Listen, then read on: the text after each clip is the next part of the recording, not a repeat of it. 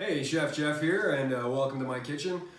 Today is one of my favorite classic meals. We're just doing meat and potatoes. So I've got everything I need here as always. We've got all the accoutrements. We're gonna put chimichurri as the finish here. I do have a beer and it's gonna be tasty, that's fine. If you wanna really think like a chef, it's the number one thing when you're cooking, it's all about timing. So what I'm gonna be doing here is smashed potatoes and steak. Over here I've got some mini red skin potatoes. They've been boiling already for about 10 minutes. And literally all this is you don't have to peel them, you just salt the water, put them in. Potatoes usually take 20 minutes to cook after they've come to a boil.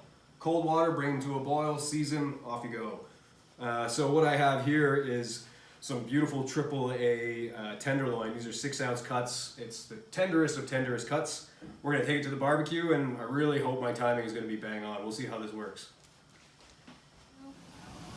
There's a no better smell than grilled steak.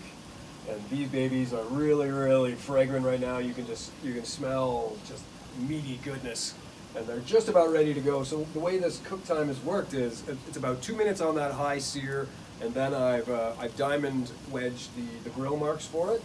And I just go by feel, but you guys can grab a temperature if you want, but I'm cooking these medium rare.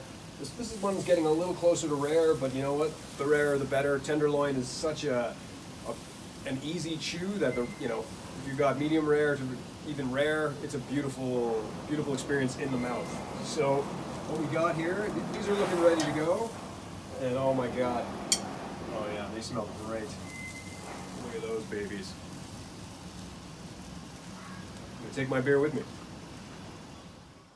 Okay, so timing is of the essence here now. I've got some steaks that are resting. They need to sit for about 2-3 minutes. My potatoes are ready to go, so I'm gonna quickly turn off the heat and just gonna drain them.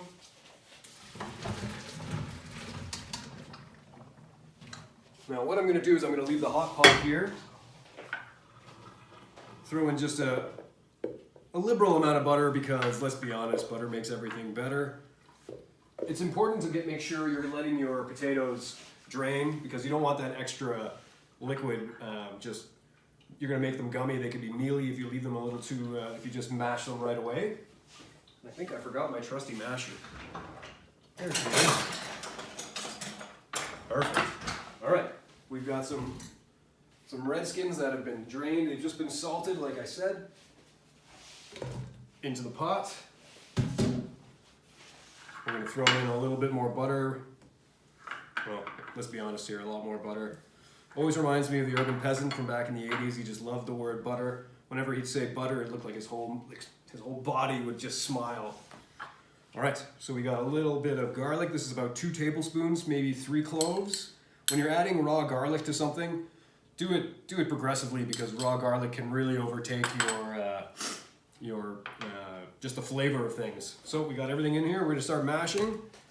Just do it, like you can do this with a fork if you want. Like these are fork tender, ready to go. Don't have to spend all day. I got a liter of French cream, 35%. Sorry, not a liter, that's a lot. This is a cup, pardon me. I'm just gonna add a little bit, see if that's enough. Oh yeah, smell that. You can smell the garlic coming through. The butter is really nice. Now, if I had spring onions or green onions, they would be a really nice kind of finish. So it looks like I used about a half liter of cream. We're gonna add a touch of salt and pepper. Just do it to taste. Perfect. Crank in some this.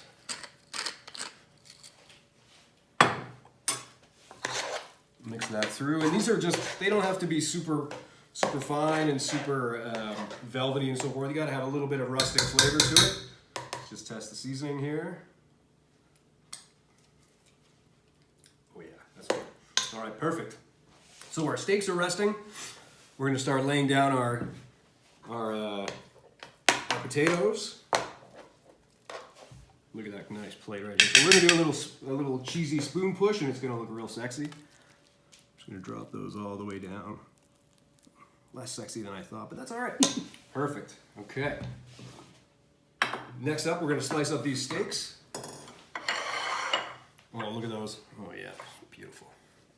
I'm gonna cut, so whenever you're cutting a steak, you're gonna go against the grain. So my grain is going this way, so I'm gonna slice it like this. Oh yeah, just cut through like butter. There we go.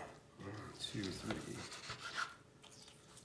Oh, look at that. Now that's I know what I'm doing. Good stuff. All right.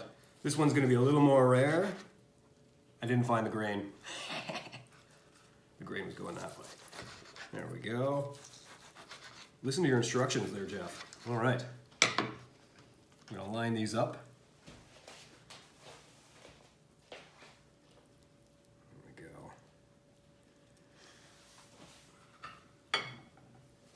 And if you guys remember from my last video, we were making chimichurri sauce. Very versatile condiment. I was talking about it before, how it's a classic condiment from Argentina, basically made especially for steaks. And actually, when I tasted it today, it needed just a touch more hot sauce and a touch more garlic. So I've adjusted the seasoning ever so much, and we're just gonna throw on some chimichurri. Oh, you can smell that. It looks so good. I'm ready to eat this right now. All right, here we are, friends. Meat and potatoes. Well, we're gonna call this smashed potatoes with tenderloin and chimichurri sauce. Cheers.